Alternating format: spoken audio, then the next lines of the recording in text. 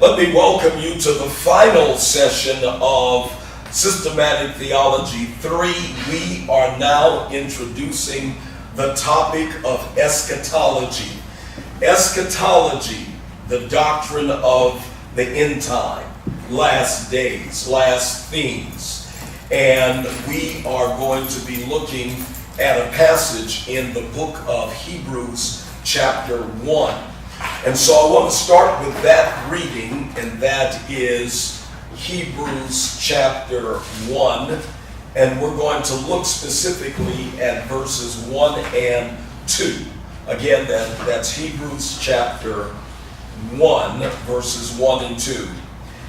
We are ending a semester of the Prophetic School for Life and Ministry in the area of systematic theology.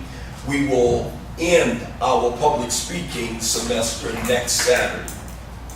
So let's do a reading from the book of Hebrews chapter 1. And I want to throw out this question as we get started today. And the question is, make note of it please, and I'll be giving you some other notes that you should capture. What do you know about the second coming of Christ?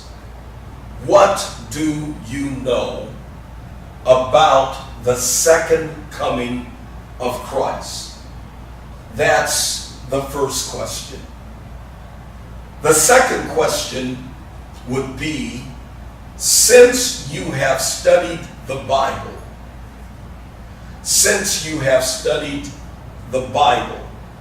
if you're just starting now or whether you have studied throughout your life, what has changed about your understanding of the second coming of Christ? Since you've been studying the Bible, whether it's been recent or whether it's been a part of your life journey, what has changed about your understanding of the second coming of Christ? All right, so we're going to get into that, and we'll look at some other scriptures and look at the theology of the second coming of Christ, which is better known as eschatology. All right, so let's look at it. Hebrews chapter 1, beginning at verses 1 and 2. Tell me what you get from this passage that says something to you about the second coming of Christ or eschatology. Hebrews 1 and verse 1.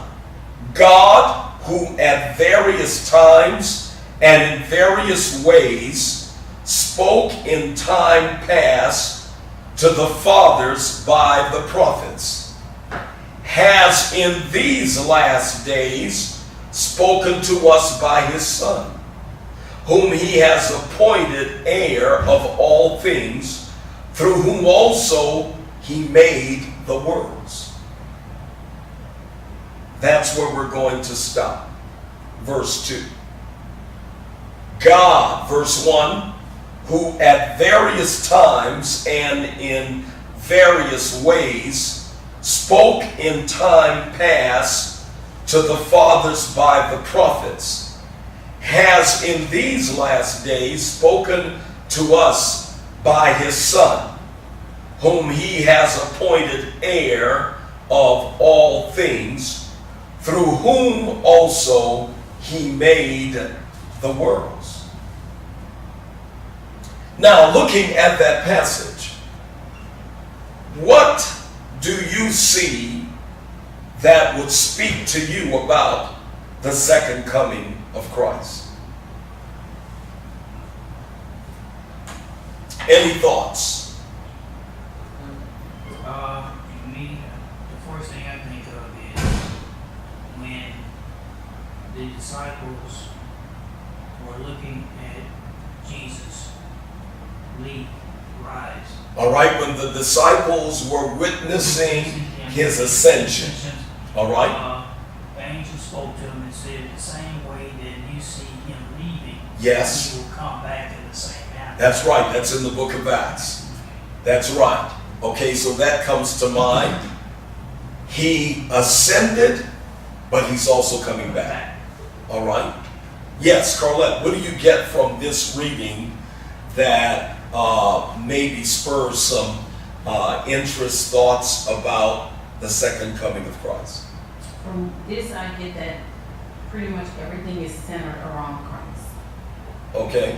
And that's why they call it the second coming of Christ, because when they say no one comes to the Father, except through me. Yes. I'm the way, the truth, and the life. That's all centered around Jesus. Yes. So when we've learned in the past already that our salvation hinges on our belief in Jesus. Mm-hmm. As the Son and the one who paid the price for us all, died for our sins. And I remember a lot, like when I'm reading, because a lot of times I stay in the Gospels. Yes. I'll read and I start a Gospel and I'll be like, Lord, where do you want me to go next? And it's like I'm just pulled toward Jesus.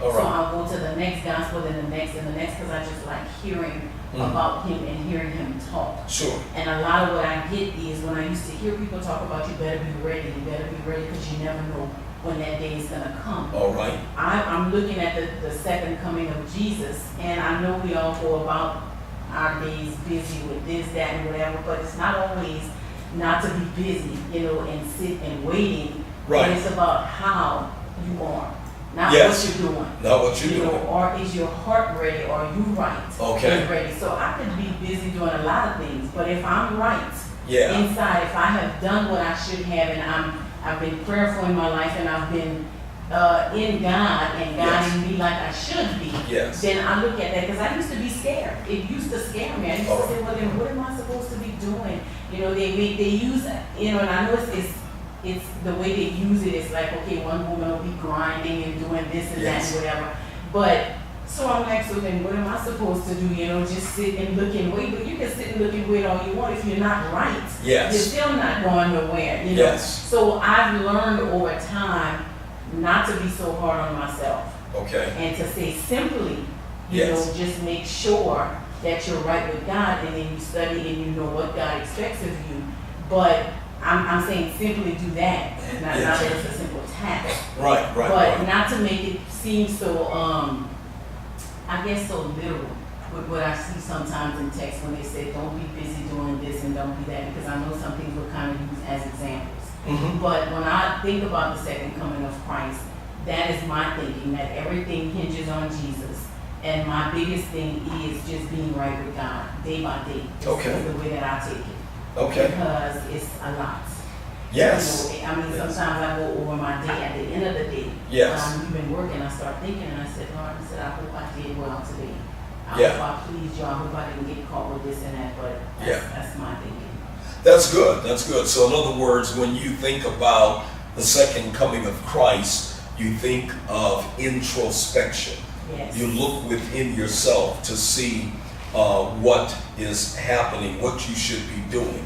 Right. And all of what you described about those who would be anticipating his coming, what the scripture tells us is that because they don't know when, they're busy doing something, Right. and when they're not expecting, he's going to return. Right. Okay. Or you right. Yes. The believers. Yes, so there's a lot to be said about that. All right, I'll go around the room. Yes, Jane?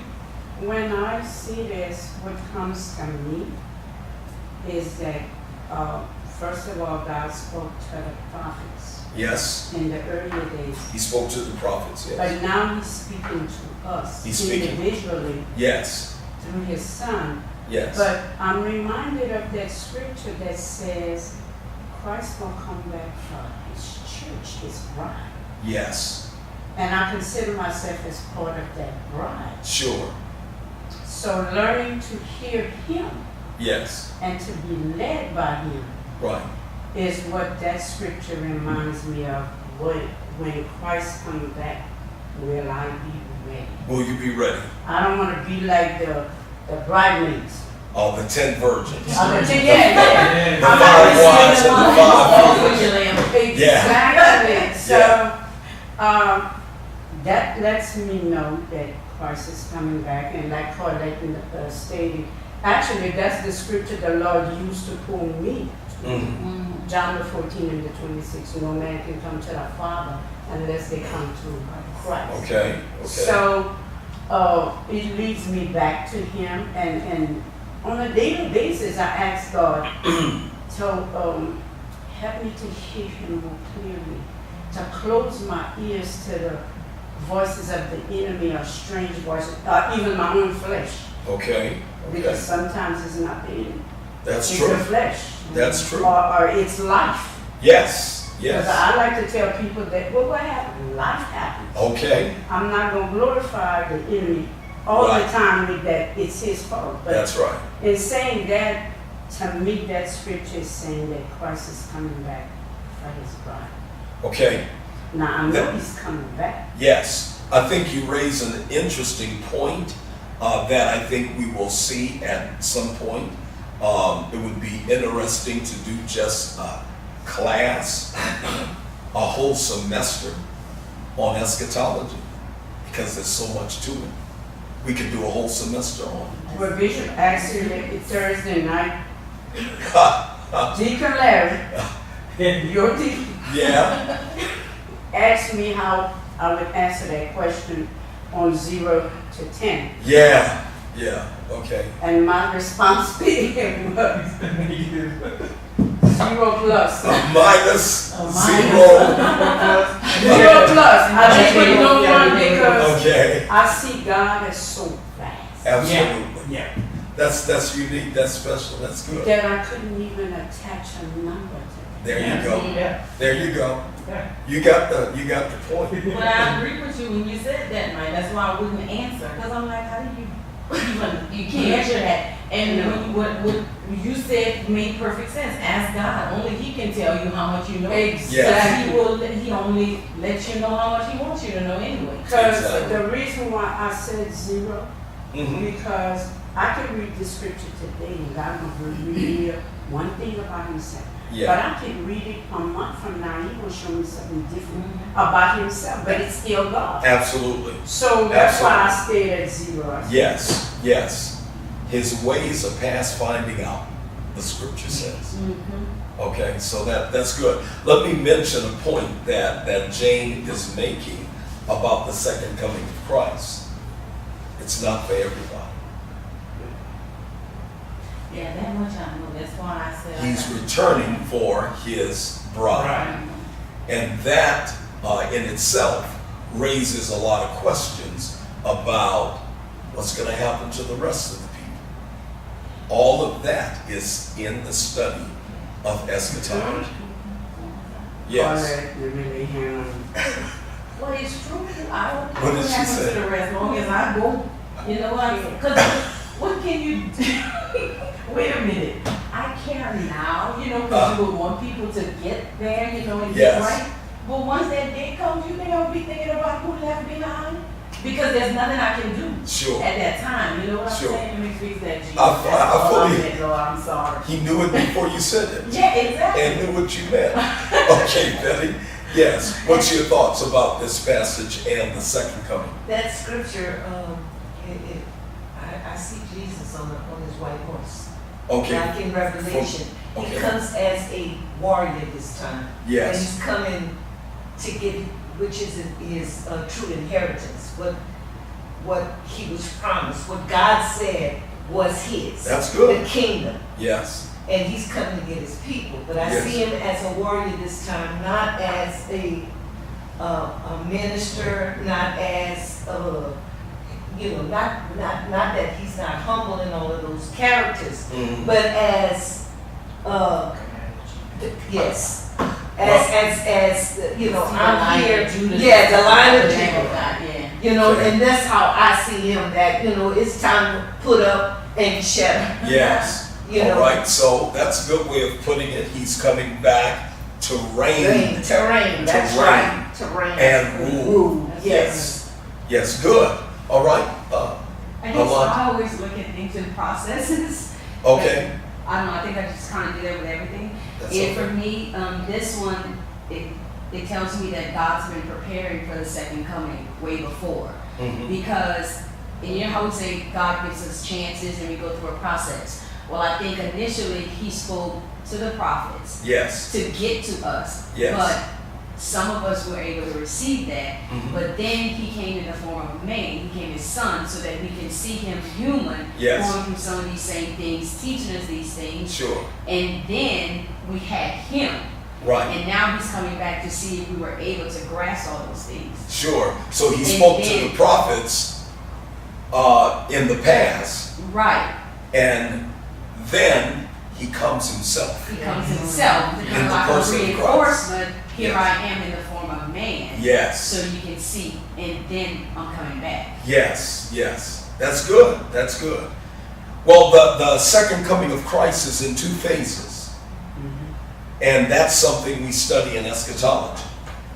The first phase of his second coming is in the clouds, Mm-hmm. where he will not touch the earth. Right. Call the truth. Yes. And the bride will meet him in the air. And there will be a marriage feast Yeah. before he returns in the second phase, where he sets up his kingdom on earth, known as the New Jerusalem. Okay? So there are two phases to the second coming of Christ. All right, let me interject something else from this passage. Let's read it again. God, who at various times and in various ways spoke in time past to the fathers by the prophets, has in these last days spoken to us by his Son, whom he has appointed heir. That's why you said inheritance, right? Heir of all things, through whom also he made the worlds. All right? Now, you touched on an important point too, Alonda, when you use the term process. You might want to write this down. There is such a study that's called process theology. There's such a thing as process theology. Okay, but we're not going to get into process theology. It falls into the category of the different types of theology, like bibliology, like systematic theology, like womanist or feminist theology. There is also process theology. Okay? And so what you're dealing with is God actually going through a series of revelations to reveal himself. So process theology. All right, we won't unpack that now. But when we look at verse 2, it starts out by saying, in these last days. If you have a study Bible, Carlette, if you have a study Bible, students, when was Hebrews written? When was the book of Hebrews written? What date is given for the writing of this epistle?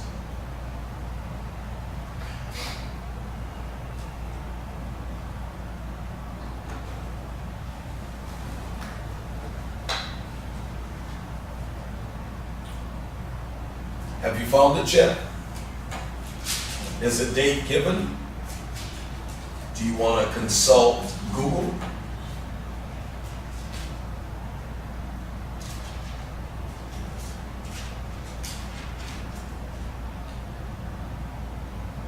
Yeah, I'm looking at it. What I'm seeing is likely sometime before AD 17. All right, before AD 70. So probably in the 60s. AD 60 something. All right, did you find it? Anyone? 64 through 68. AD 64 through 68 is one suggestion. All right. Now, if Hebrews was written in AD 63, 64, somewhere in the 1st century, because remember, all of the New Testament was written in the 1st century. All right?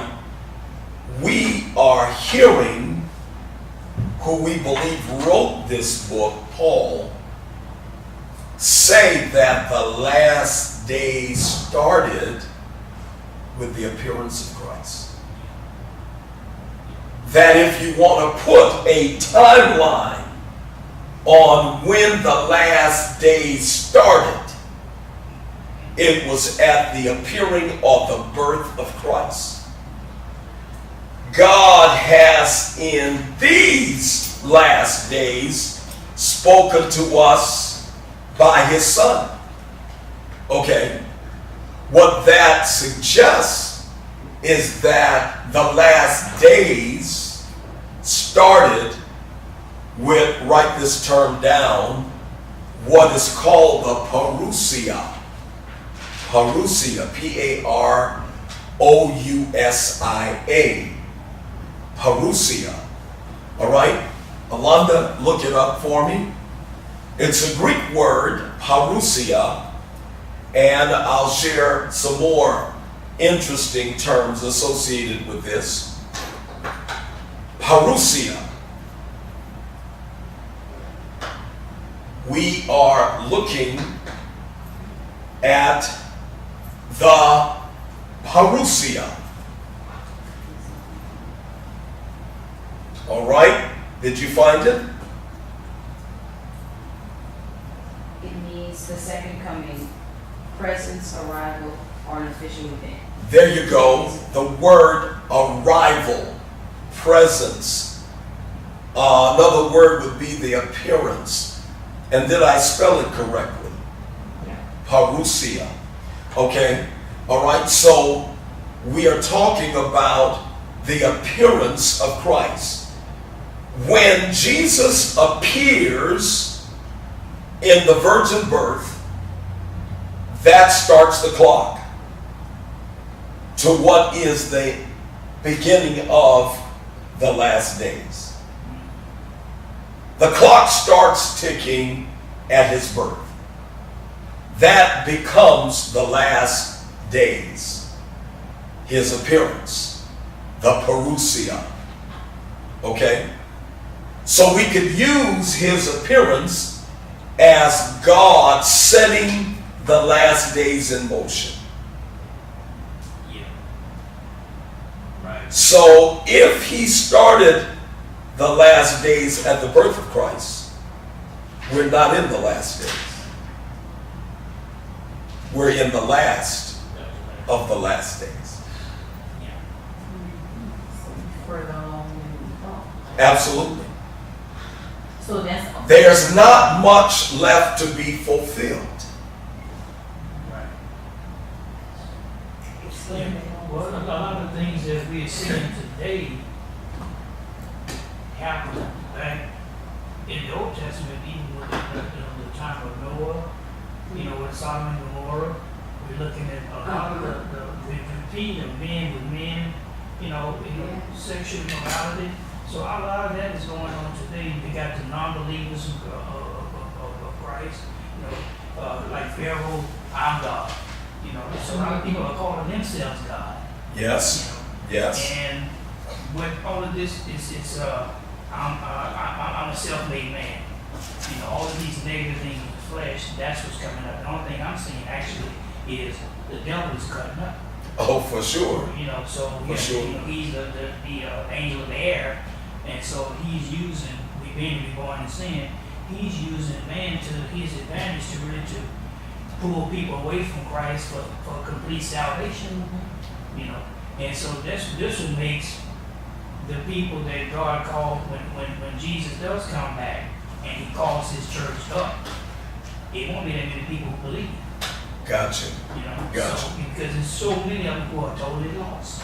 Right. And by Christ coming, Yes. what he does is, okay, now I'm here. I'm going to let you know.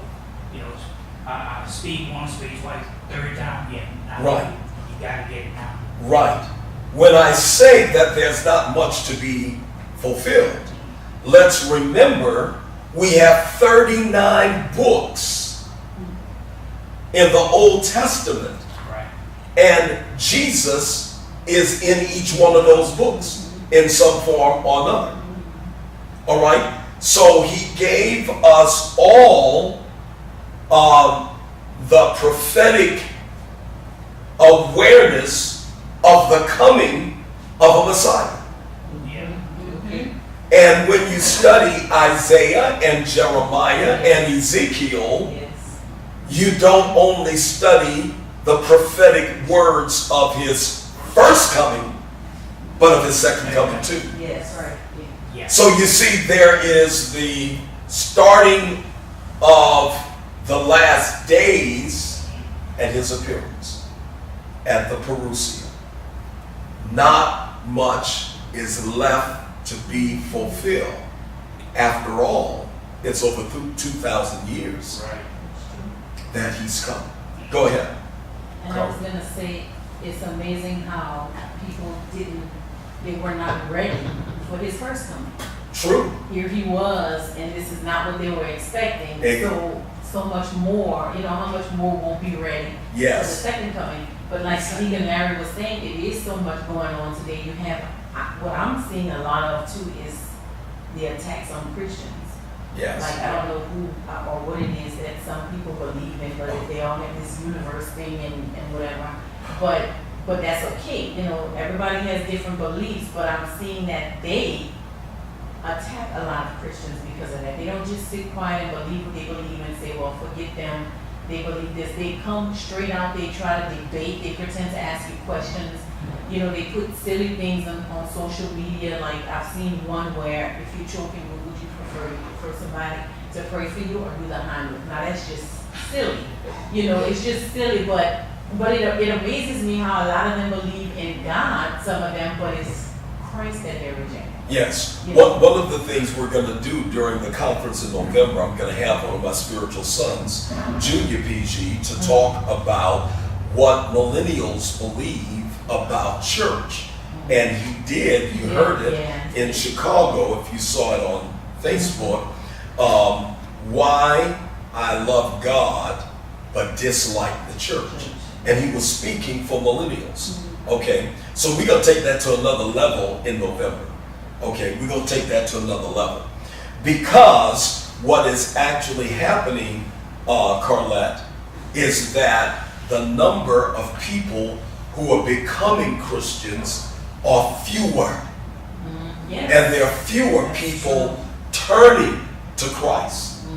Millennials believe in God, but many of them question the Bible. Yes. Okay, Yes. and a lot of theology. Okay, And it's scary how, I hate to call them these people, but whatever they believe in, all this third eye stuff and all that, I don't know. it's called New Age. New Age, okay. Yeah. To see how angry they are at us for what we believe in. Yes. They seem to think we're not conscious and, we're just letting people brainwash us. Mhm. And I'm like, no, you brainwash when you're reading stuff and being taught things and believing it. Sure. I know what I feel inside of me. That's not brainwash. That's Right. real. Right. But it amazes me how angry they are and they spend their time lashing out at us on social media. And I'm like, we don't do that. We don't Yeah. do that to people who don't believe. We try to reach them in love the way Christ taught us. Right. But they are so angry. There's a Like, reason they for the take it anger. personal. There's a But reason for that. It's not, I'm sorry, it's not that something, the anger is rooted into something else. There you go. It's gotta be. Yeah, But there they you go. take It's it some out on all of us. because I think they're eager and you have to give it to them to serve, but the anger is not really there. That's just how it's being manifest. I think the anger is Yes. something. Yeah. a little deeper. First of all, Of course, because you can't be angry at somebody who did you nothing, so it's well, gotta be something. well, some of them think that something was done to them. All right, it's a deception. Number one, Yes. it's a deception. Yeah. And then number two, the anger would be related to or directed to organized religion, because they would say that people have deceived us into believing things about God that does not exist. That's you're right. I've You see, seen that a so lot. you see, a lot of it is based on number one, deception. They don't even know they're deceived. And then number two is based on what they feel organized religion has done to them. All right, Jane. Going back to what Deacon Larry said, I'm reminded of that scripture that says, unless they come to me, the veil will continue to be over their eyes. So Yes. some of them will read this, Yeah. but if they don't come to Christ and submit to Him, the veil will remain on their eyes and they will not understand. Because when Yes. I was in the Catholic Church, I used to read my Bible at home. I was like, okay, but why I'm not understanding this? Like, when I went somewhere else, and because Mama exposed us to different religions, Mhm. different faiths, is what I'm saying. Mm-hmm. So when I would go to the Baptist church, I was like, okay, man, why I'm not getting what they're getting out of that scripture. Yeah. But going back to what Deacon Larry was saying, some of this that's going on in the world, they may say they have a relationship with God, but what in actuality is happening is they know of a God. And Yes. there's a difference between knowing of a God and having a relationship, so the veil remains, so they can't understand. They will never understand us. In John the 15th chapter, the Bible clearly says, Yes. if you find the world hates you, know they hated me before you. Yes. And the scripture you're referring to, I just found it is 2 Corinthians chapter 4, and specifically verse 4. So, 2 Corinthians 4. yeah, so that veil will stay. Their minds have been blinded. And it goes on to explain it. Yes, Betty. We are, now correct me if I'm wrong, I'm trying to get all of this in my brain. Okay. When we have, are we predestined? Because we are, God chose His people. We're chosen people, right? In Second Peter, but we're chosen or peculiar, but He chose us, right? Yes. Okay, so if we are chosen and we're doing what we're supposed to do, or we're trying to, to do everything that we need to do in order for the kingdom, in order to get to the kingdom, then those that are left that aren't chosen, which wasn't His in the beginning, I hear do you understand what I'm saying? Sure. Okay, Yeah, I can elaborate on that. When you look at Ephesians chapter 1, it talks about that we have been predestined in Christ. right, yes. Okay, but that same predestination was not the choosing of a person, Okay, but a plan. okay, What is predestined is not people. okay. Oh, wow. But what is predestined is God's way for people to be saved. Okay. So what He has predestined is the way of salvation, not who would be saved, but how we would be saved. That's good. And You see, and that's also your choice. He wished it comes back. It comes back to Your- free your will. choice. It comes back to free will. But the reality is, no one is truly predestined. Predestined, okay. All right. Because What is predestined is the plan of salvation. Okay. Because He said He wished none should. There you go. Yes. That's true. There you So go. everybody have an opportunity to come to Him. And that's why we believe in what is called not Calvinist theology, which we covered, Yes, that's what I was going to bring up. but what? What's that? Lord? Arminian. Arminian. Arminian. Yeah. As you call it. Arminian. Yeah. The Arminian view, The Arminian view. yes, which would be more or less Wesleyan in theology, believes in prevenient grace. That the grace of God goes before everyone. And that's why we are there. That's where we are as a church. That's where we are theologically.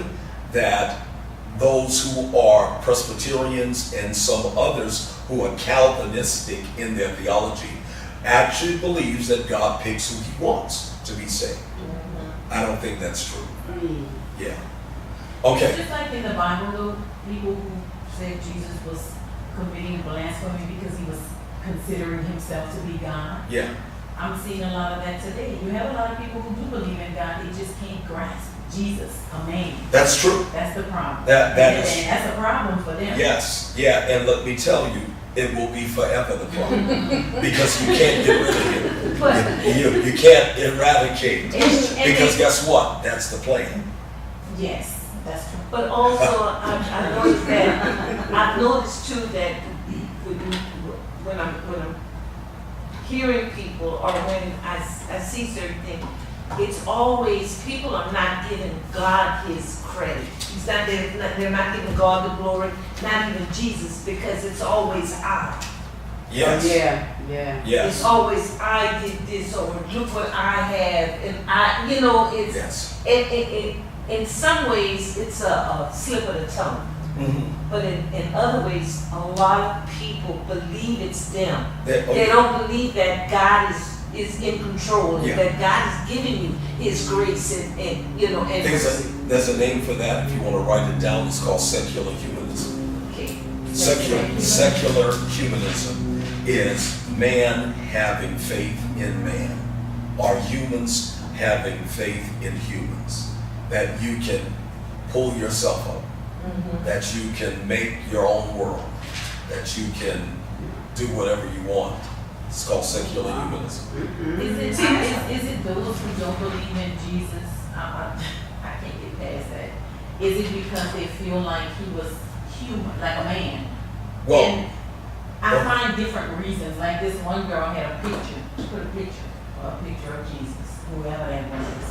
And she was like, y'all are brainwashed and this, y'all believe that this so-called white man, y'all believe in this white man savior. Well, the Bible doesn't say Jesus was white, it doesn't say white or black.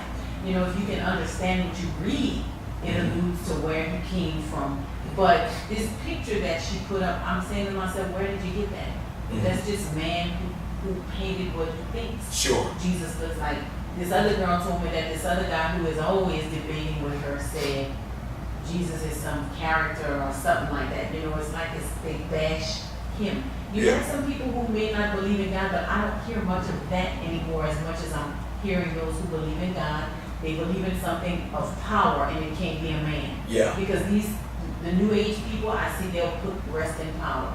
Yeah. Instead of rest in peace for somebody who has died. It's all about the power of knowledge. It's and called pantheism. it's third eye, which is gross. And pantheism, exactly. You're right. Yeah. But I still think, even like with the millennials and everybody else, they really have to find out who God is for themselves. Absolutely. That's why they're angry. Because we can tell them, and my daughter. Carla thinks she's a rebel, but even her, like she grew up going to a Christian school and blah blah blah. But when she got around 17 or so, she had a conversation and she said she did these things because that's what she was taught, not that she knew who God was. See. And she had been in a Christian school since she was 4. Okay. But they taught the Bible, they taught Yes. all of this and everything. But at one point, because I asked her one day, why aren't you going to church? And she says, she did it because that's what she was taught to do, but she didn't know who God is. How do I know that's all true? And you think in your house you're teaching your kids this and you're teaching them the way of God, Right. but at the same time they're just following orders. But That's like true. you said, she really didn't know who God was. So then for her, she had to go through those scriptures. Even though she had those scriptures, it meant it was more or less routine, Yes. something she had to do. Yes. It wasn't anything that she knew for herself. Yes. And until she was able to go there and know for herself, then, now I know. But before, she'd tell you, I did it, but I didn't know why. I had to. Yeah, I had to. Tell But she her. had to find that out for herself. Sure. She knew it. She could tell you certain scriptures that she found it in, but it meant, I'm not saying she was an atheist, it didn't mean anything to her. She did it because that's what you did. Yes. Now, I would recommend that you tell her to marinate on Jeremiah chapter 9 that we covered in Bible study this week. Boast not in anything, but boast in that you know and understand me. I need to make sure Xavier is there, the PG Junior. Oh yeah. Because he's always praying, he loves God, but he was like, well, you said God said go for They don't Sunday. know. Yeah, they sent me to the church, but he didn't say it had to be every Sunday. you know, he gonna go pick the stuff Yeah, no. and get specific with me Oh, so he can say his we gonna case. make that service, that's gonna be, it's gonna be It has to be, yes. Yeah, we gotta get all of Oh, our yeah, and college. don't look Oh, at me yeah. crazy if you see me walking in with his head in a headlock or whatever, because I'm getting him in however I have to, and then he'll tell me, Mom, we going to church tomorrow? I say, yeah, okay, I'll be ready. And then they say, well, I gotta go so early. Then here comes, you know, the arguments, and I'm like, well, why can't we go early? I said, I need praise and worship. Well, you know, it's just a lot of music and it's this, so then the excuses start. Mhm. And then I don't want to argue with you. So, but yet when we're in the truck and I'm bringing him to practice, he making me turn off the radio so he can pray. So I believe that's his issue. I don't know if it's laziness or whatever it is, or he feel like he can reach God wherever. And yes, you can. We got something for him. But you, well, But you know, very much. and on the thing, you, Bishop, for that book, The Right Way to Pray. Yes. Elena is she's a very smart girl. I mean, I'll tell her that she's very smart, she's very intellectual, very, very. But when she read that book for the first time, because actually I bought the book, gave it to my older son to read. Really? She found the book while we were visiting him 2 summers ago in Texas. That's when she read the book. And in her mind, she said, it wasn't like she was reading her chemistry books or this book. It was a very simple book. And now she can relate to that's one of the reasons she went to go to South Africa. Wow. Because she can Wow. relate to it now, but it was very simple where she can understand it and she can apply Right. Yes. what she read. That's amazing. So That that, is amazing. that Yes, that's Bill. good. My question is, would you or anyone of y'all in here think that most of males, it's a higher amount of males because women in childbirth, that's when I think most women that's in labor and they're in that laboring, there's no one there. It's not your mama, not your dad, no doctors. I don't care if there's a doctor there, whatever. But it's you, and it's a spiritual thing where you know that only God can help you. Yes. You know, it's no one there. It's Yes. no one else that can help you. Yes. And I think it's easier more so in women because of how we were, you know, how we not create but procreate, how we give birth, and what we have to go through, because a lot of women die in childbirth. Sure. And when you look at a male, he doesn't go through that. You know, and I'm thinking maybe it's the way, you know, I don't know. Are you saying that because women give childbirth, is that your question, that it draws them closer to God? See God in this. Or they That's can, happening. is that what you're answering? What I'm saying is it's more of a revelation for a woman, more of an epiphany for a woman to know that there really is a God. You know, a lot of times you know, as growing up, You can't do that alone. right. That's when you're so helpless. Yes. I understand what you're saying, Betty, and I think there's some truth to that. I believe that women are more sensitive to spiritual things Right, than men are. right. Because For a number of reasons. okay. And one of the reasons is because God wired women that way. Women are right brain creatures, which is in touch with the abstract world more than the material world. Men are more left brain and more material oriented, whereas women are more abstract oriented. Because Okay. when I'm saying that, I have a daughter and I have 2 sons. When I look at my daughter, it's easier for me to talk to her in reference to God, because you're right about but like with my sons, I have to stop them. You don't do anything. You have not accomplished nothing without God. It's not on your it's not you. And it's hard for them to understand that God is in control of everything and God gave them that. He needs that glory, you know, and it's not like, you know, and, well, Mama, I'm working, I have to work this place, I have to do this. You don't have to do that. You have to pull back. Yes, you do have to work, but you have to let God do what God do. you know. But males think that they could just do it all, that it's on them, especially a black male, you know. Like in order for them to succeed, it's on them, Yeah. you know. And I think that's where a lot of their pressures are. Yes. And again, I think it's related to humanism. Yes. Yes, humanism. All right, now let's move on. Now it's time for us to flip a coin. What? Do we keep demonology and angelology, or do we do eschatology as a semester class? Okay? But I said we could take a whole semester on this. Okay. We could take a whole semester on this, on eschatology, Well, that's you. and understanding it from today's world and working back. You follow what I'm saying? We taught us a little bit about it before in another class. Yeah, it's touched on. Yeah, we touched on it before too. In Revelation. In Revelations, right. In Revelation. So really what you're saying is, yeah, I agree. That it's much broader Yes, and encompasses much more than Revelation does. yes, Revelation puts it in a historical perspective that is definitely in time oriented. But anyway, there's more to be said about that. wow. All right. So anyway, we'll by September 15th we're gonna know. Probably before then, because I gotta advertise it. Yeah, Okay. but like you said, Bishop, you want to do 2 classes, right? Yeah. Yeah. Okay, so you want to do 2 classes. We can't have eschatology as one of a sidekick. I mean, it has a high. That's what I'm saying. We have. I mean, if you think about it, it's so broad. We need that one-on-one. Yeah. That's Yeah. what I need. Yes. Yes. And lots of truth. Okay.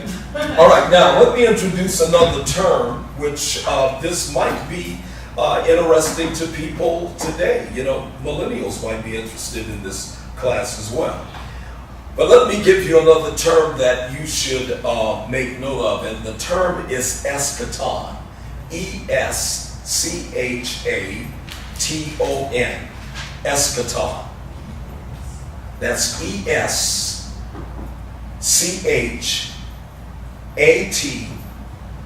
E-S-C-H-A-T-O-N.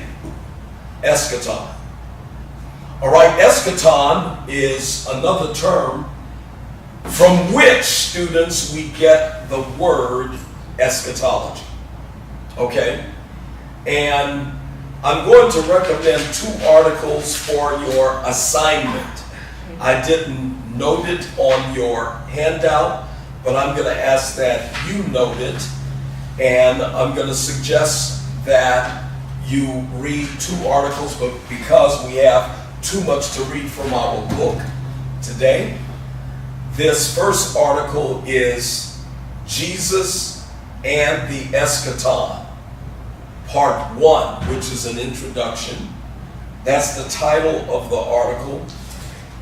And it comes from a website called The Sacred Page. The Sacred Page. But if you simply Google Jesus and the Eschaton, Part 1, Introduction, you will get the article I'm referring to. And it's from the website, thesacredpage.com. The second article is entitled, What Does the Bible Say About the End of the World? What does the Bible say about the end of the world? Which also is related to eschatology. And that article is from gotquestions.org. What does the Bible say about the end of the world? I'm going to ask that you download both articles and look at each and try to compare what you understand about eschatology from both articles, from both perspectives. One is more related, I'm not going to tell you, but anyway,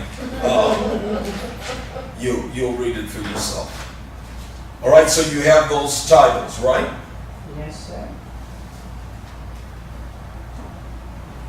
What does the Bible say about the end of the world?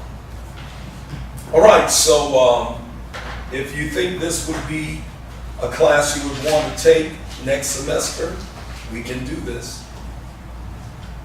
You know, Bishop, I was thinking about topic like demonology. Yeah. And I remember when Pastor Wilson was here, he told me that, you know, I remember that, and I do have some information on that. He's coming back in November. Okay. And then another thing I thought about was the book that was bought was Divine Revelation of Hell. Yeah. You know, and just combining those two to get a better view on the evil side of the devil. You know, because looking at God from the beginning and from Genesis in relationship we have with Adam, and then looking at Jesus coming, it's like, you know, he's saying you can reconnect. He wants man back to God, back to the Father. So actually, the God from Revelation to Genesis to Revelation is actually a fight for your soul.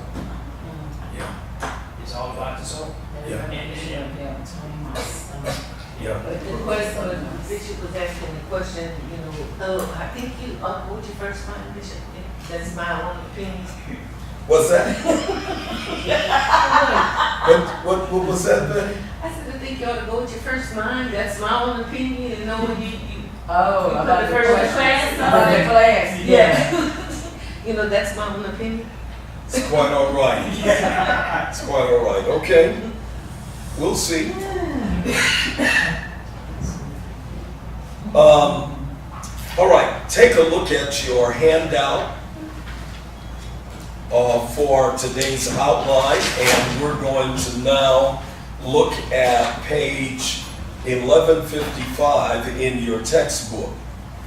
And this is Introduction to Eschatology. We have already read Hebrews chapter 1, verses 1 and 2. And now we get into the actual study of eschatology from our textbook. And take a look at that word for me, Alonda. The word is eschaton. I didn't give the definition yet, but if you would Google it, I'm going to ask that you give us what it means. We've already covered it too, for the most part. What is the meaning of the word eschaton, from which eschatology comes from?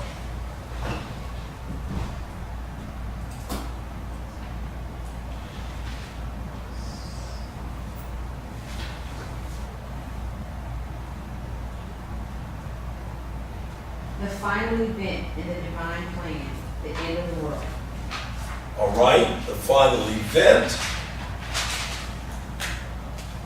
What else? And it says it is a time period described in eschatological writings and doomsday scenarios. Eschatological, right.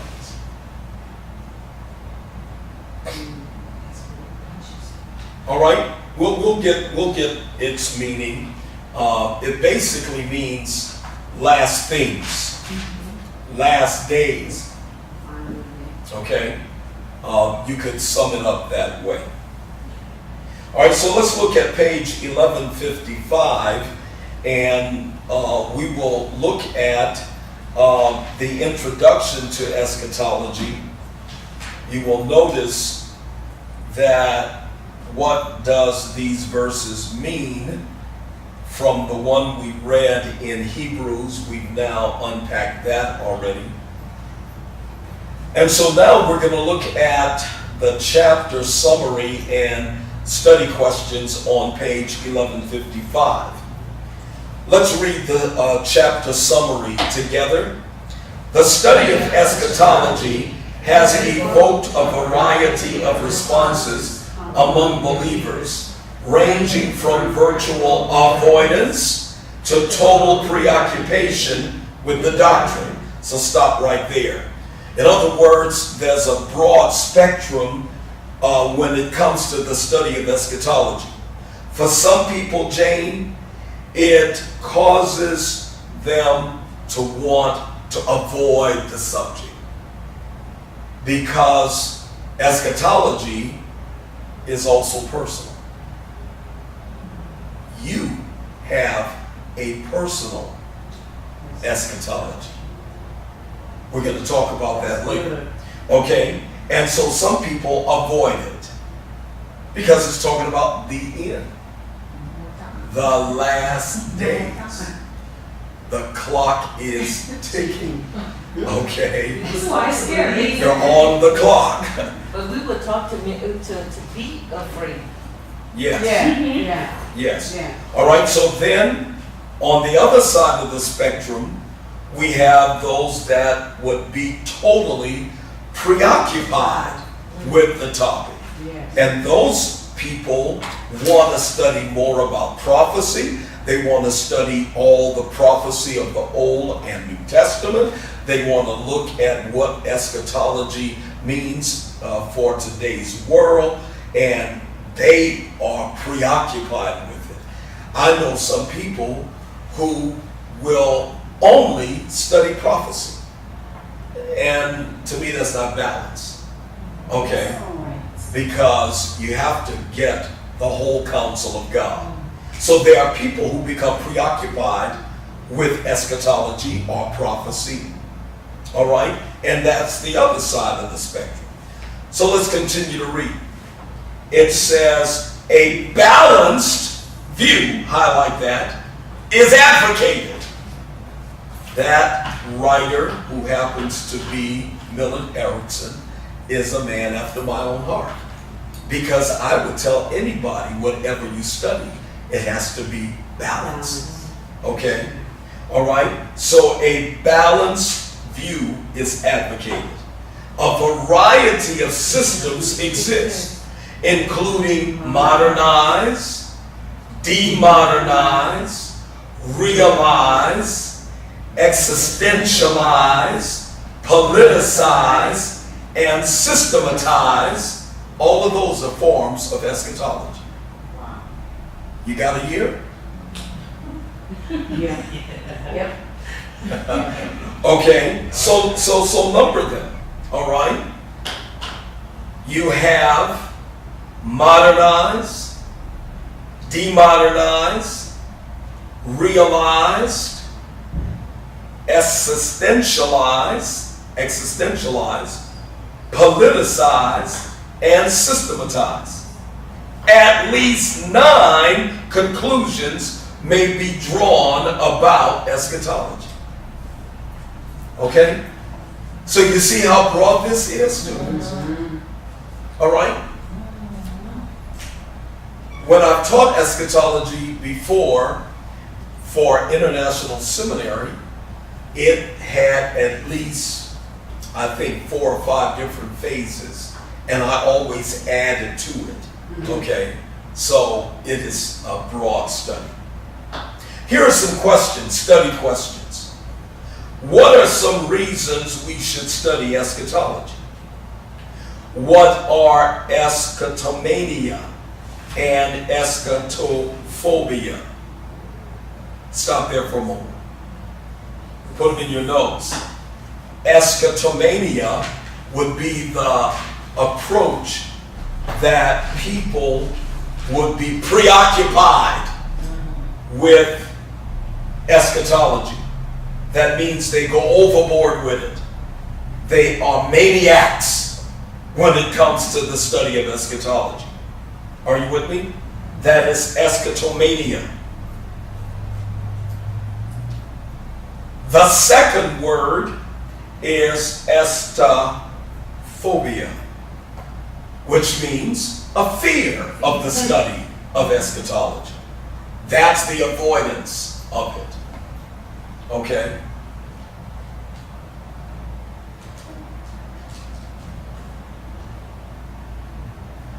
So which are you? Eschatomania or eschatophobia? You're neutral? I'm in the middle. We'll both. I'm in the middle. You're in the middle? You find that to be I'm a not safe afraid of place. it since we've learned so much now, Yeah. and, you know, why be afraid of they never go anywhere? It's Yeah. gonna happen regardless. All right, next question. Read it with me.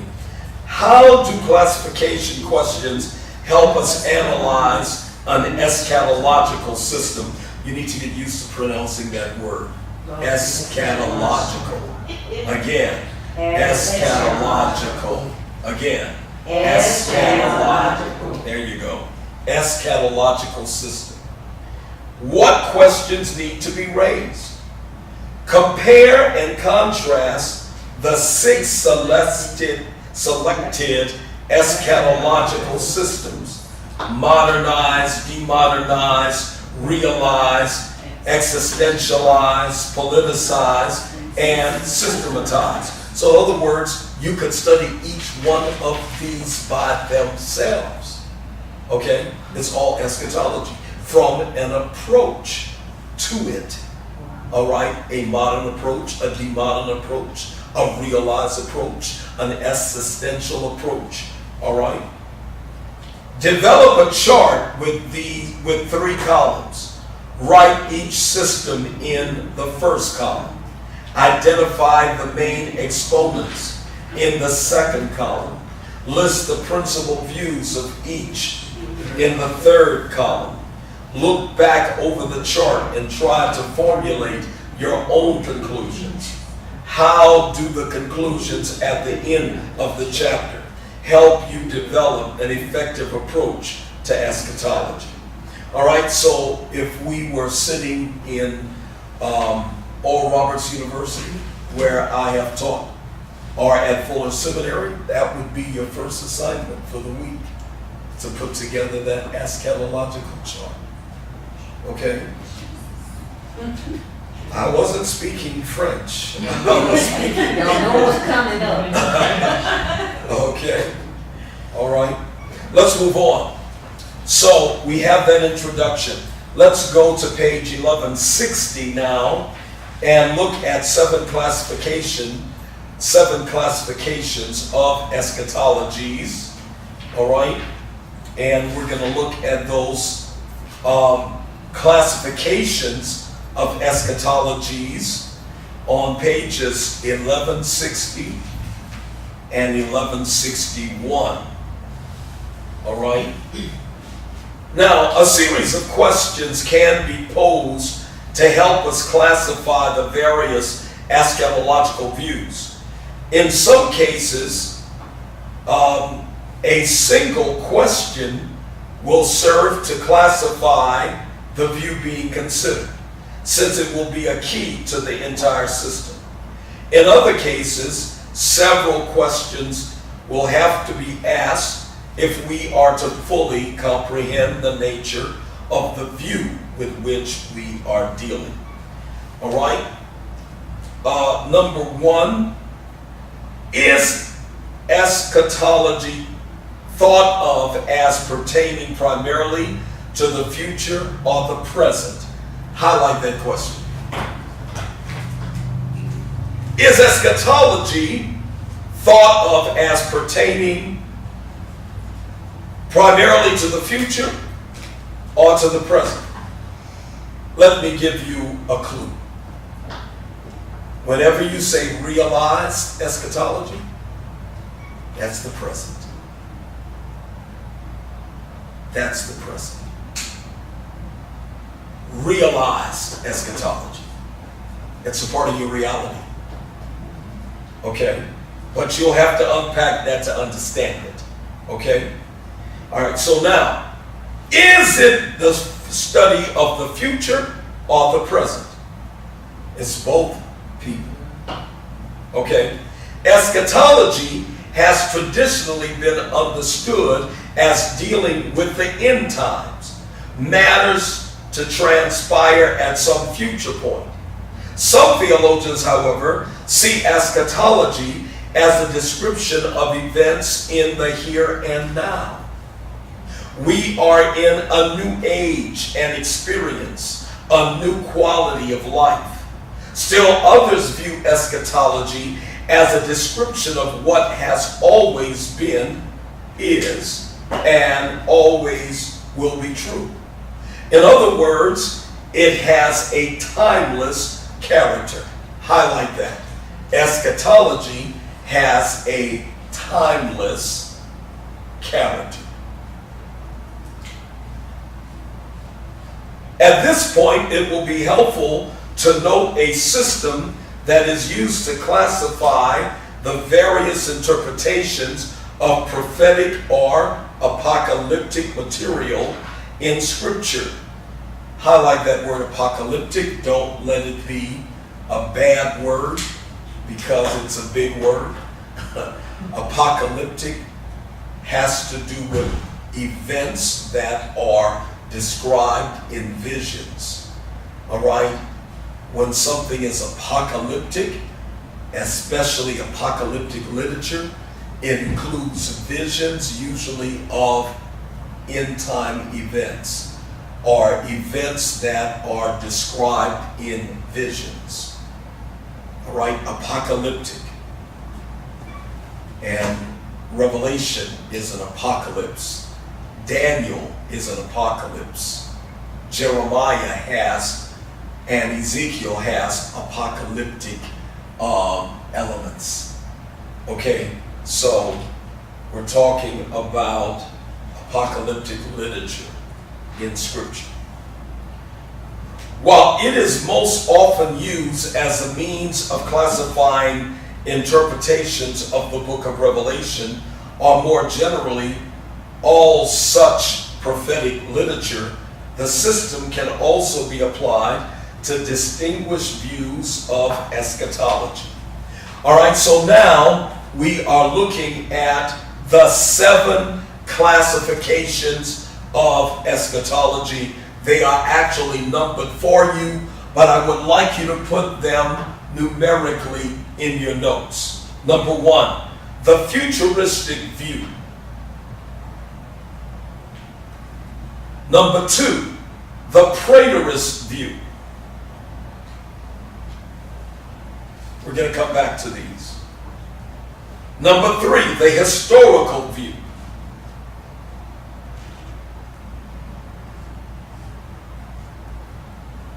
Number 4, symbolic view. The symbolic or idealist view.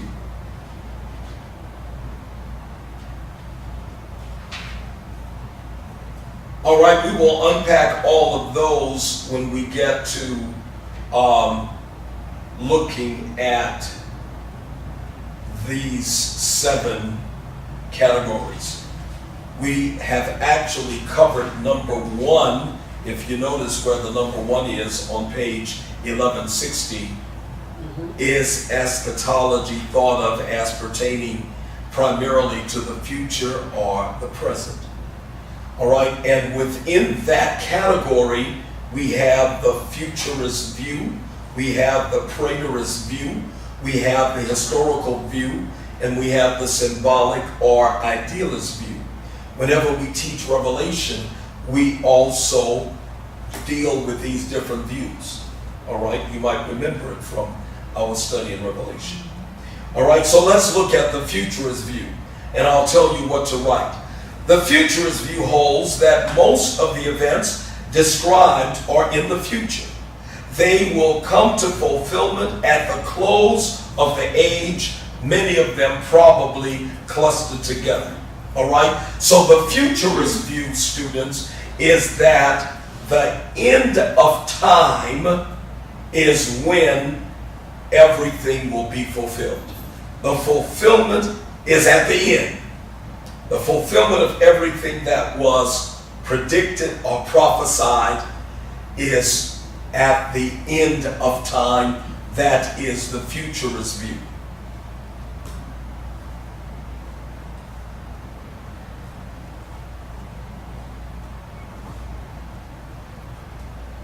Number two, the preterist view holds that the events described were taking place at the time of the writer. Note that, please. The preterist view holds that the events described in the end was actually taking place at the time of the writer. Preterist view. Another way of putting it is that it happened at the time it was written. It happened at the time it was written. Preterist view. A good example of that, students, is in the book of Revelation when John, the Revelator, talks about the war of Armageddon. And he refers to Har-Megiddo. There's a city in Jerusalem called Megiddo. Har, H-A-R, means mountain of Megiddo, M-E-G-G-E-D-O, I think it's correct. All right, Megiddo. So what he was doing, Carlette, is that he was using the mountain of Megiddo to frame Armageddon, which is the last battle of all time, where God will bring everybody together in a battle. And that battle is the mother of all battles. Okay? Har-Megiddo. Har-Megiddo, mountain of Megiddo. So basically, Alonda, what John saw was already in his day. And where he saw it, Jane, was where battles had been fought in his day. So the best way to project the future was in the present. When John writes Revelation, he writes it from what he knows to be already. That's the preterist view. Okay? So Armageddon in the Bible never happens. Yeah. It is only predicted. Yes. And when you say yet, Benny, the idea of Armageddon is that before humans completely annihilate themselves, the Messiah returns. So that's what I mean when I say it never happens. Jesus comes before Armageddon. But it's all set in motion. It's almost there. And it's almost like the end. The final battle. But that's why he's going to be deceived. Exactly. And that's why we need to pray for another president. Gets his hands off that button. That's an eschatology for sure. Yeah. But you know, if we get that in the spring, you know, we're gonna have homework in South Africa. Okay. See coming. Don't start prophesying. Carlette. She prophesied. It would be a good study. It would Be a good study. It would. I think it deserves 10, 12 weeks all by itself. I'm telling you. Okay. All right, so now we have the historical view. The historical view holds that the events described were in the future at the time of writing. So how is that different from the preterist view? Okay.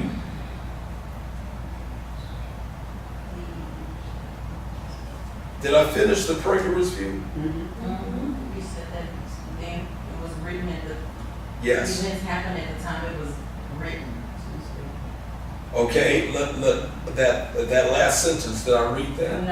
No. Since they were current for the writer, they are now in the past. So that's an important statement. Yeah. That means that if you take the preterist view, it already happened. Right, yeah. But it happened for them, For them at for the- John at that time. Right. You see? Okay. But the historical view now holds that the events described were in the future at the time of writing, but refer to matters destined to take place throughout the history of the church. That's the key. The historical view of eschatology puts the events of the future happening during the history of the church. Okay? Get that, please. The events of the future is going to happen, but it's going to happen, students, in the church age. In the church age. So whatever church age we are in right now, that is a part of the end time. So the historical one would be viewed would probably be like a prophecy. It would be prophetic. Okay. But let's look at this.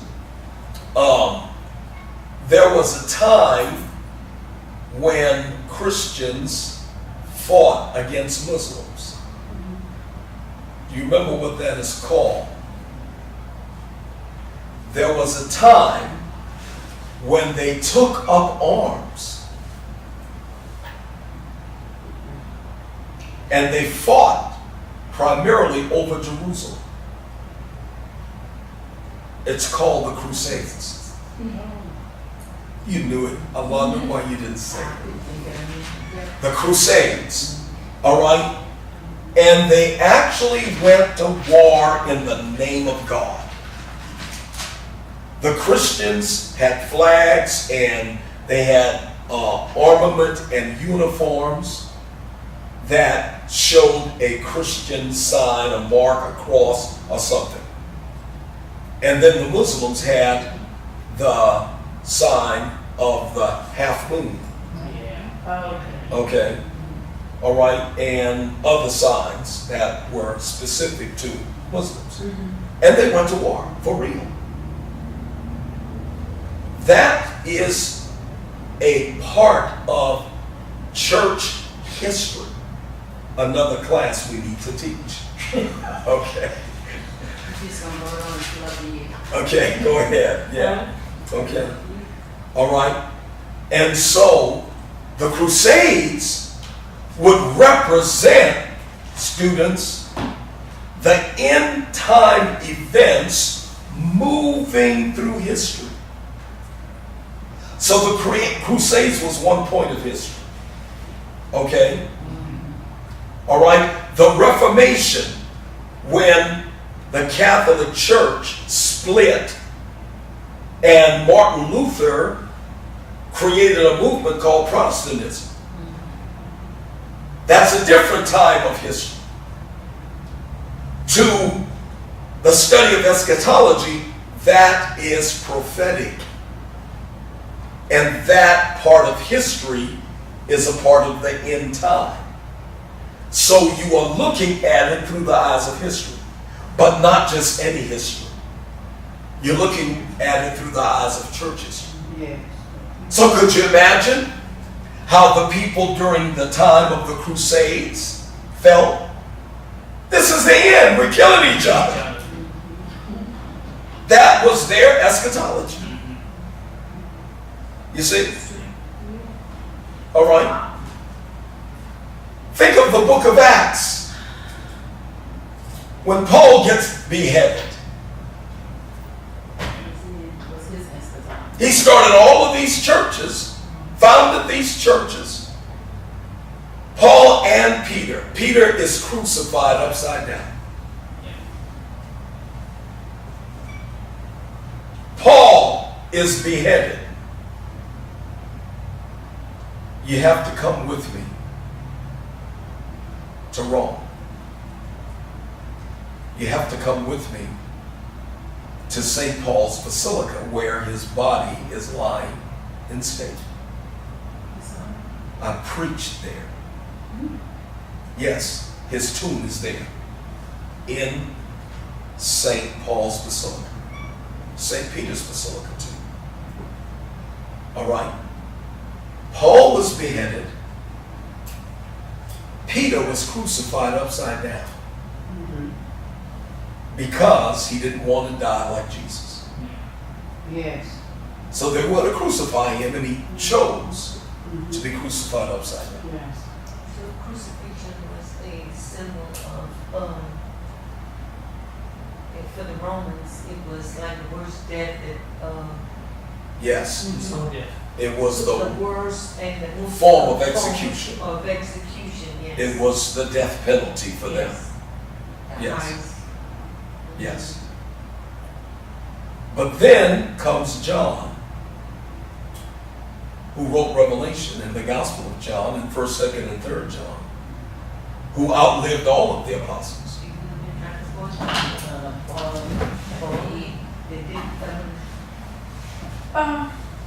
They put him in hot oil, and he wouldn't die.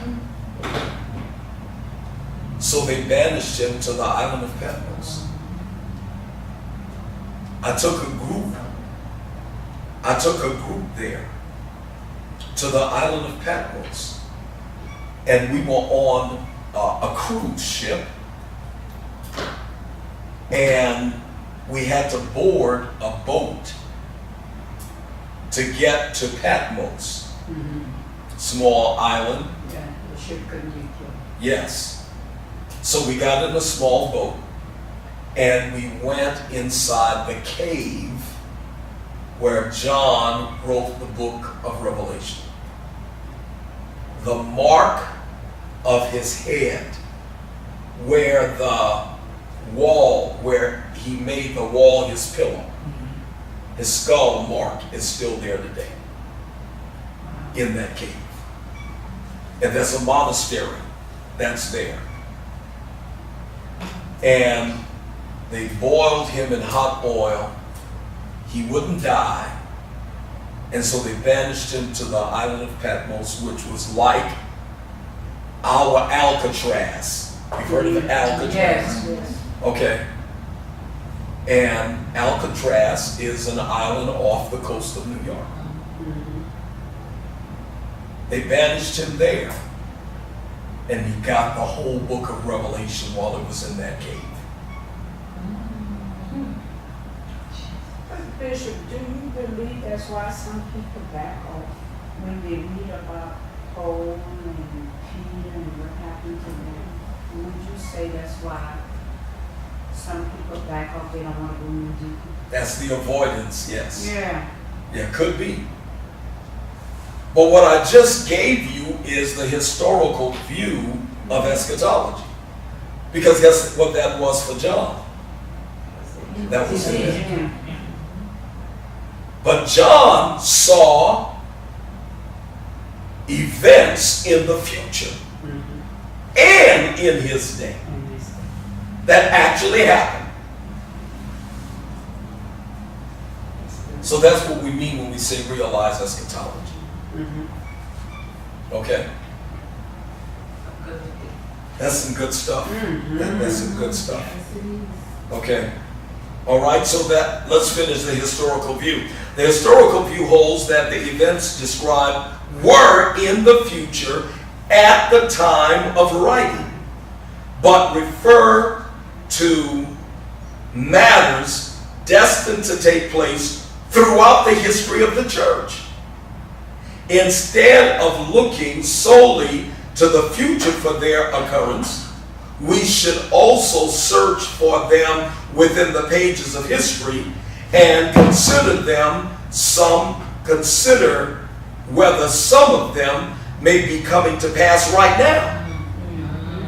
Okay, so people like Mussolini and people like the German dictator, who? Hitler, were seen as the Antichrist. Yeah. Now I think we seen Trump as the Antichrist. They call Obama the Antichrist. Yeah, that's true. But they need to call him the Antichrist. Or the devil himself. You can see orange. Okay?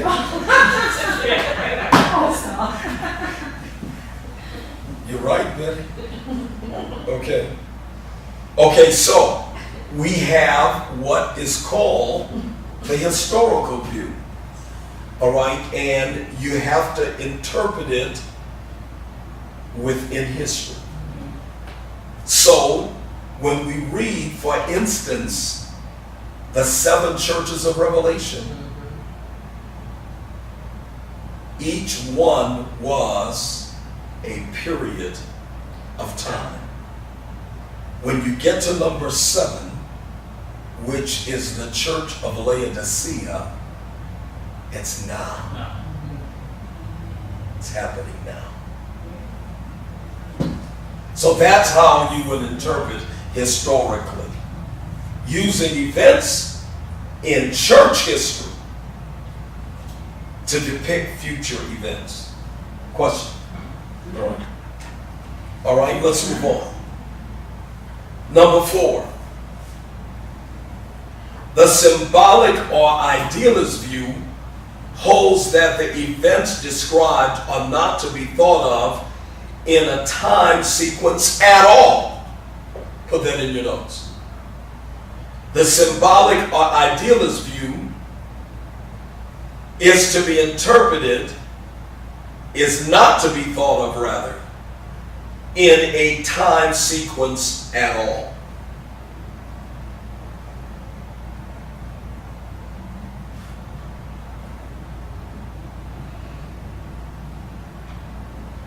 If it's not to be thought of as a time sequence, that means that it wasn't meant to be understood literally, that it was just symbolic.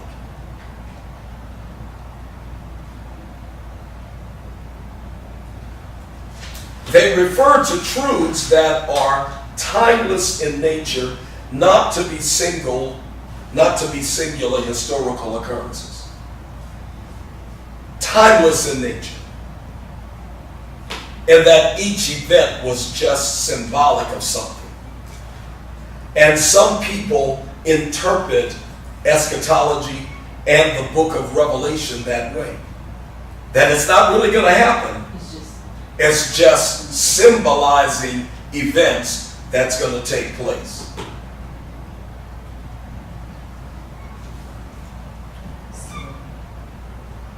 Pay your money, take your choice.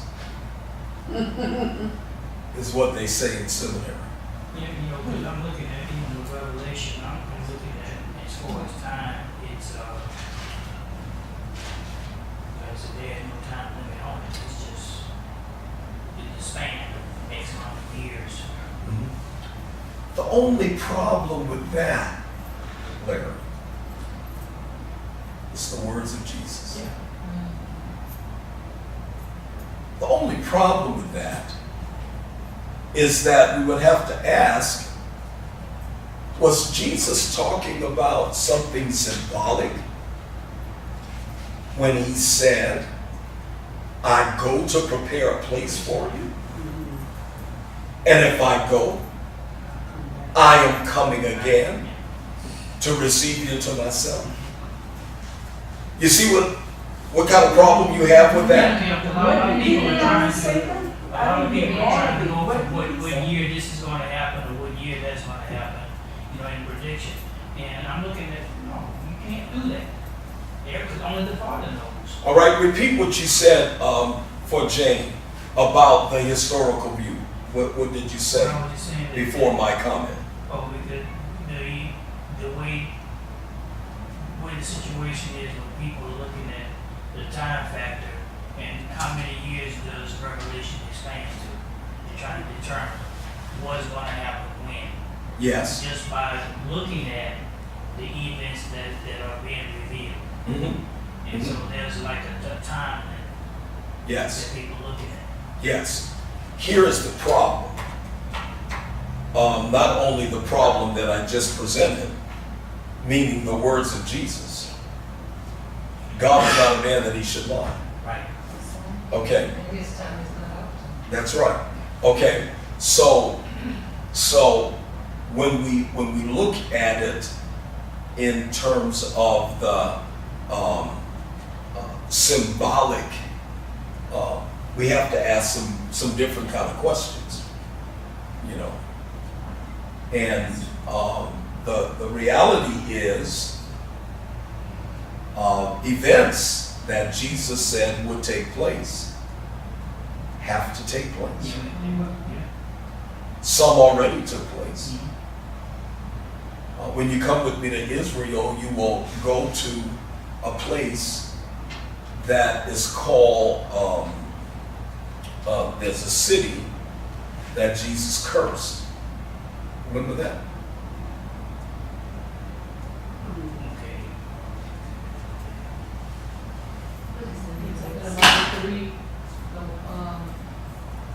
Woe unto you, Capernaum and,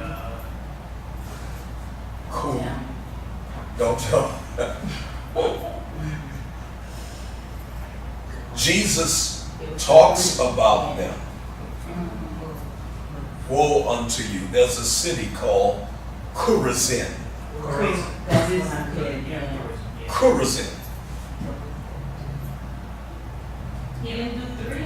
He didn't do Yeah. Capernaum.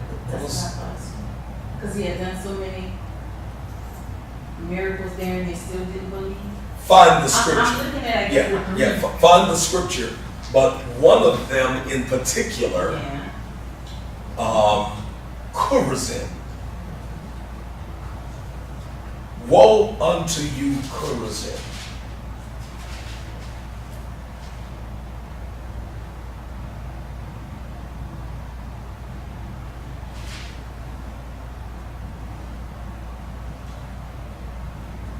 And you will see that something prophetically took place there.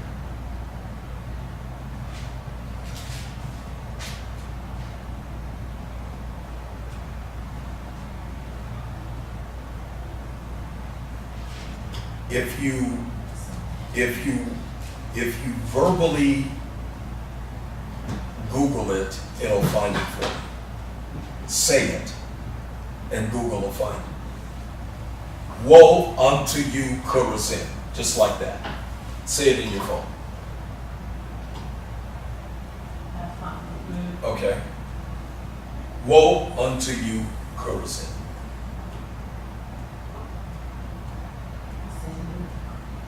All right? Find it, Carlin, and read it for us. All right? Bethsaida. What is Matthew? Yes. That's Matthew 11, 20 and 25. Okay? It could be in Luke 2. All Yeah, right? and, yeah, it is in Matthew. I mean, that's all right. Okay? So, read that scripture if you have it. Woe unto you, woe unto thee. Go ahead, Alonda. Woe unto thee, Chorazin. Chorazin, Woe unto thee, Bethsaida. Bethsaida. For if the mighty works which were done in you had been done in Tyre and Sidon, they would have repented long ago in sackcloth and ashes. But I say to you, it will be more tolerable for Tyre and Sidon in the day of judgment than for you. And though Capernaum, which art exalted unto heaven, But shall thou, Capernaum. Capernaum, Go ahead. which art exalted into heaven, shall be brought down to hell. For if the mighty works which they have been done in thee then had been done in Sodom, it would have remained until this day. Those cities were cursed.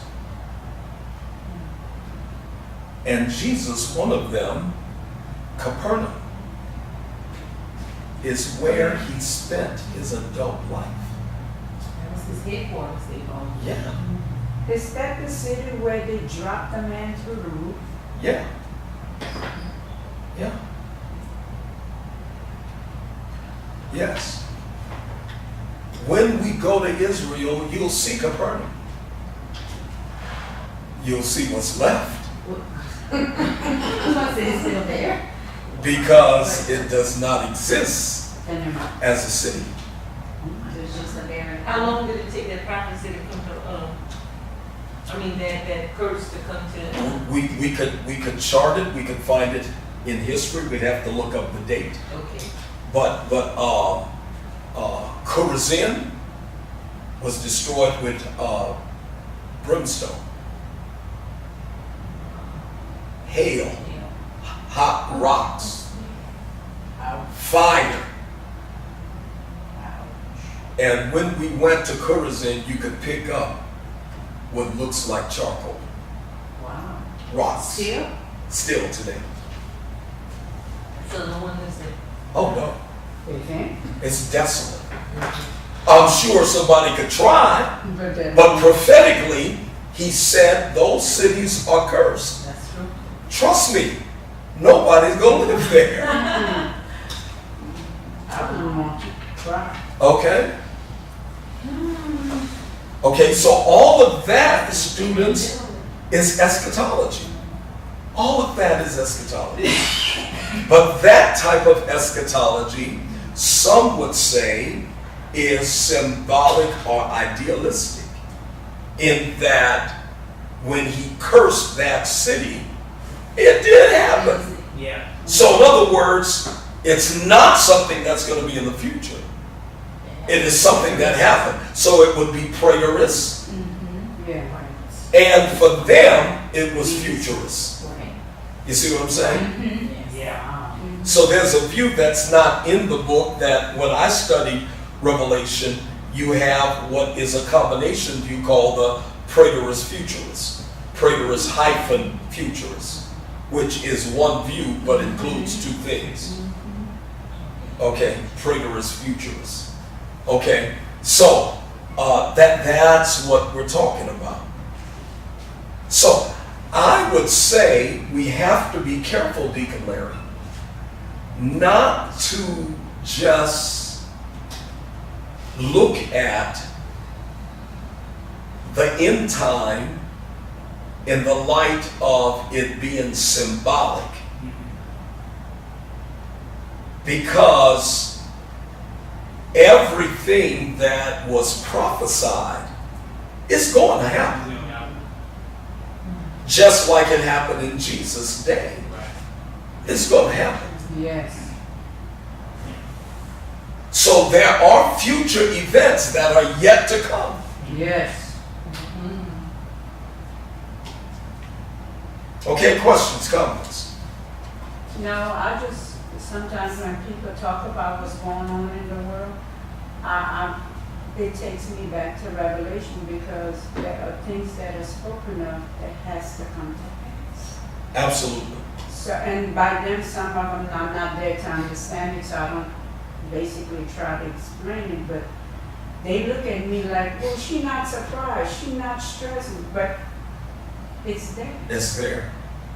Yes, for sure. You know, like mother, sometimes mother turn against daughter, or daughter turn against mother, that's all written. Yes, And he said he's not a man that he should lie. that's right. If he said it, He's it's gonna happen. Yes. But you know, something about that too is just that even though it's spoken, it's to see how it's coming about. Yeah, You know, Yes. the pattern and see it's like, okay, I see how this prophecy it was spoken in, and I'm seeing how it's all playing into place to be that way. Yes. that's how they give it to in bits and pieces, because our minds is not using it. So the symbolics, those are really just the prophecies. If you want to look at them that way, Is that, You could look at it that way. I mean, they're timeless because they're not at a specific time, but those events are happening? Yes, yes. I think you could look at it that way. If we would unpack it, it says the symbolic or idealist view holds that the events described are not to be thought of in a time sequence at all. In other words, when it's going to happen. They refer to truths that are timeless in nature, not to singular historical occurrences. All right? So that's primarily what you would consider a view that it's just symbolic. It's not really going to happen, but it is symbolized in a certain way. So the fulfillment of it is in the symbol. So in other words, we are not to try to predict the end of time. No. You know, like, I don't know if I can explain it the way, because I was so young. People used to say they was afraid of a certain year because you better buy all your grocery and all this. I'm like, what are you Yes. talking about? Yes. It happened at the turn of the century. Yeah. Yeah. Yeah. It happened. 2000. It happened. Okay. But everything that we're looking at is really what you started off with is God's plan. Yes. Absolutely. It's not about people, it's about God's Yes. plan. But the question, Betty, is God's plan to be taken literally? Yes. That's the question. And my answer to that question would be, you better. Okay? How it's going to be manifested is what we don't know. No. But is it? Yes. You better believe it. In some way or another, it's going to happen. So was that symbolic when they talk about the virgins with the oil and the lamp? Yes. It was symbolic. It Yes. just meant to be ready. That's a good example. So it amazes me how when people think, go buy all these groceries and stuff, like you really think Yeah. you could prepare to withstand whatever God is sending our way. I mean, it's coming regardless. That's right. And that's being ready means more than just that, having food, having groceries. Absolutely. So that's the symbolic Yeah, part. if you look at Katrina. Yeah. Yeah. Exactly. Yeah. How could they have prepared for that? No amount of groceries and Yeah. bread in your house. And- You had one, I could say the 2016, you know what I'm saying? It's no way you could prepare. No? And that is what you call realized eschatology. Yes. But what you can prepare is your faith and your Exactly. belief in Exactly. knowing God. Absolutely. That's all you can do. That is all you need to do. really. Absolutely. And I would say, if I would take that to another level, Betty, I would say not only you knowing and understanding it, but putting it within the framework of God's plan for humans based on what we know.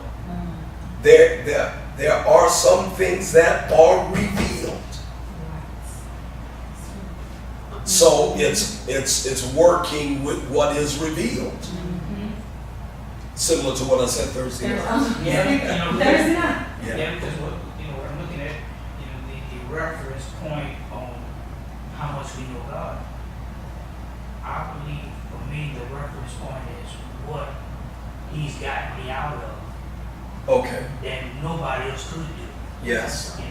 Yes. The reminder of how God was using Moses to separate the waters, the Red Sea. Yes. Miracles being done. So these are reference points on, for me, as to who God is and how powerful He is, so that I can let go Sure. and let God. Sure. It's like I remember Sister Carlin was saying one time about less of me and more of you, and it gets to the point of being all of you and none of me. Because I need to change. That's what John the Baptist said, I must decrease that He might increase. And then I'm looking at by doing that surrender, I got to know you because you made me. Yes. You have a plan for me. Yes. So let's think about it, and I think this is a good note to end with. And let me make a suggestion. Next week, we have our last public speaking class. What if I limit it to 1 hour and we do another hour of this because we can't finish it? Well, Amen. yeah. I'm all for it. What if we divide it into 2 classes? I'm all for it. It's fun. Yeah. What you think? Yes, It's fine. yes. Yeah. we Okay, can do Betty so- speaking and then. You just. And I did not remove. Okay. And What's she so, doing for breakfast? and so, Presented her intro. yes, and so we could do the first hour public speaking, second hour systematic theology, Awesome. if that works. Y'all better be here 10 o'clock. 10 o'clock, Yeah, I'll be yeah. on that phone. So Y'all y'all not y'all gonna understand. Sweetie, you gotta let Bishop John leave. Yeah. What's that? What's that, Alon? You can come at 11 for systematic. Oh, yeah, yeah. I used to bring breakfast at 9:30. Daddy on Sunday. We'll come at 1:45 and see how we end public speaking. And bring it on right. Okay, leave it to Betty. Bring some eggs for Carlette. Okay, So in other words, I'm cooking from 10 to 11. That's what that means. y'all a mess, that's all I can say. I think it all. I thought y'all were just inviting me to the whole class. Well, you See? can't come to the whole class. Well, just don't come empty handed. No. Oh, so that's her I think reason. it all boils down to being, to, like we said, it's spiritual. You know, your faith and whatever, no amount of bread and storing up water is gonna prepare you for what God has. And I mean, think about it, you bought all the bread off the shelf, but what did that do you when you were sitting on the roof of your house surrounded by all this water? Exactly. And I think it is, like you said, your faith because you need what's gonna help you sustain and to endure during whatever process you go through. Sure. I mean, because guess what? I can have all the bread off the shelf, like I said, and I done lost my appetite and don't want to eat it because I'm scared and now I see what's going on. Sure. So it's your faith, you know, like what you were saying. Yeah. But yes, here's the thing, and this is the note I want to end on. Okay. If the New Testament is the Old Testament revealed, and if the Old Testament is the New Testament concealed, then we could look at eschatology in the Old Testament. That's true. Because it's only revealed in the New Testament, but it's there already. Yes, but if we didn't have the New Testament and only had the Old Testament, what would be the eschatology of the Old Testament?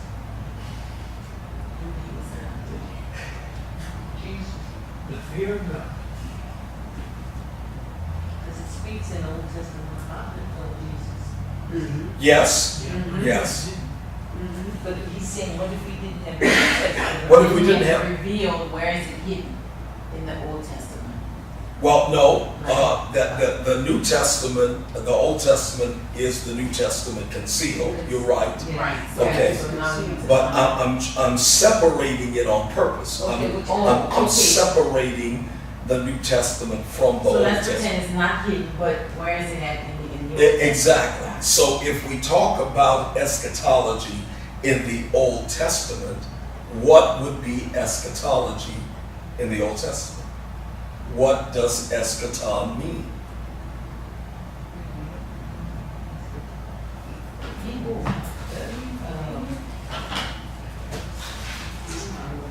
The final Final event, the event in the divine divine plan. So think about all the final events. In the In the Old Testament. Like the flood. Right. That's an eschatology. And the kicking out of heaven. You kick it out and then you go to heaven. You know, with on the Oh, bus. yes. To, you know. That man that messed up that man. Yeah, that man. Okay. And Oh, did he have a wife too? The poor thing, yes, he did. Oh, Yes, no, that she poor didn't. lady, yes. No, she didn't. But look, Lord she have was serving him. She did the right thing, didn't she? Come on. She was supposed to be She submissive. could have kept what she was serving. Nobody want to stop that he. And look how it got repeated when Sarah went and gave her husband this temptation. Yeah. And Yeah. put her servant in front of him for him to. Yes, you see it with it? Then she go serving again. And look Right? at Ruth. Look at Ruth, all the service they did. Okay. And poor Mary Magdalene. So here's what I'm closing with. That's exciting. If there is an eschatology for real in the Old Testament, that was their future. Right. That was their end. Why should we think there won't be another? Yes. Oh, I said yes. That's true. You see, critical thinking. Yes. Hit him, That's Betty. right. Okay. Okay. And that, Bishop, that's why, you know, I like coming to class. It's because my brain do pow. Okay. I love it. I love it. That means I'm doing my job. Yes, so people, a lot of people lived in their end times as the Right. Exactly. Yes. What was it for them? Yes. Yes. Definitely. But But you see, we got it, didn't we? but here's Yes. here's the thing, Carlette. There is an ultimate Yes. eschatology. That's true. There has to be, That's right.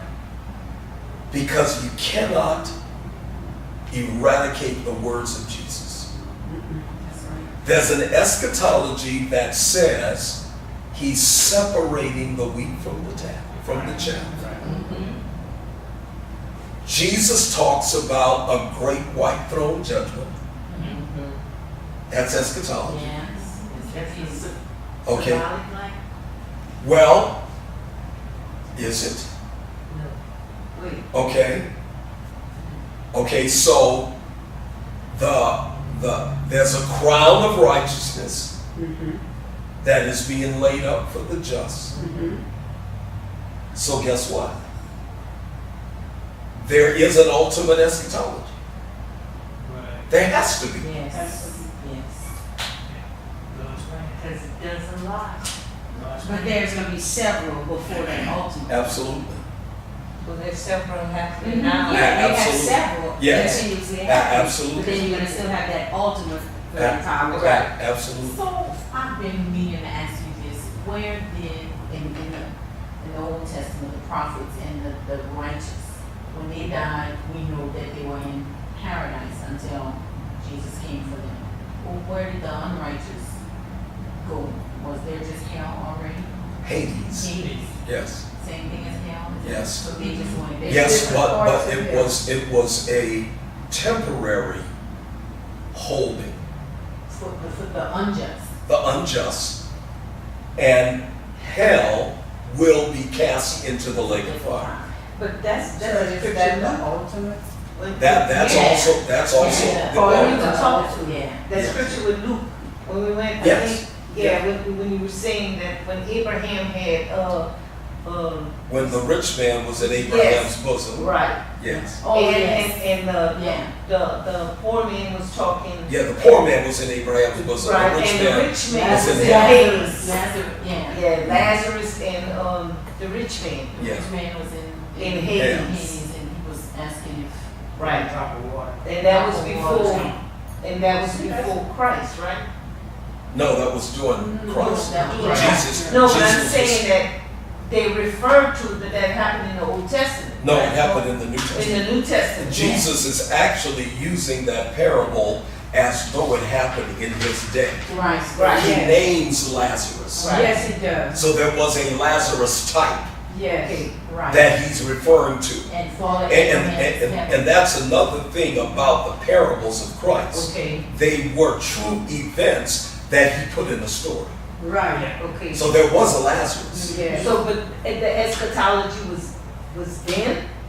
No, when you talk about the eschatology, Right. he wasn't trying to refer to an eschatology for future. He was talking about an eschatology that was existing then. Okay. Yes, that there was for the rich man an eschatology that was hell. Okay. And there was for Lazarus an eschatology that was Abraham's bosom. Okay. But that's why I referred to that scripture. I thought that scripture was meant with, agreed with what she was asking when she was Yeah. talking about it. Yeah, definitely. It does. Okay. Yeah, That's the definitely. part I can understand it, but I'm not understanding sometimes how people don't see that you can pray for this one to come to that one Yeah. because of that great gulf. When That's- they read that, Yeah, when they read that. they It- read it's- that in some churches and still don't get it. Yes, but it's because of the teachings of the Catholic Church Amen. and the existence of purgatory. Yeah. They are taught to pray people Pray out. people out of purgatory. And the concept of purgatory is in It's the kinda like your holding Apocryphal place. books. Yeah. It's like fake news. Yeah, You have a point. that was a good one, Betty. That was a good one right there. False teachings. Yeah, Fake news. yeah, Yeah, because you know, in the Catholic Church, they have all these masses for all these people that died. So you're praying for them so they can move on to Yes. that holy place. yeah. And that was my biggest hurt right there. Oh, that's what the mass. That was not- Yes, Yeah. that's the masses for the dead. That was my biggest hurt because when my husband died with me and 3 children and he was doing masses for him and he wouldn't take helping us. Mhm. Yeah. And One mass they, is all for you. and they, and I was getting, things from different Catholic churches where they had sent money to pray, to pray For the mass. for the mass, to pray for the dead, and here we were living. Yes, And that's really what started on my plight, asking questions, because I said, God, you living, a living, that's all I ever heard that he was, I didn't know him, sure. but I didn't have a relationship, but I said, well, you're a living God, why should the dead, so I picked up a Bible and, and I went on from there, but that was my biggest issue right there. That was like, what A wake up call. no, not a wake-up call, it was like the earth blew up.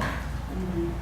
Yes, Because because I, you had no reality for yourself. exactly. It was only a reality for your deceased husband Right, from their perspective. right. It was, Yes. we no longer married. Yeah, yeah. And, I can and, see. and I know that wasn't the kind, I know God couldn't be like that. You know Right. what I'm saying? Right. So that was my turning point to where Catholicism didn't make any more sense to me at all. It just blew up. Sure, sure. But, Yeah. wow. Okay, now, we will end next week. Yes. We're gonna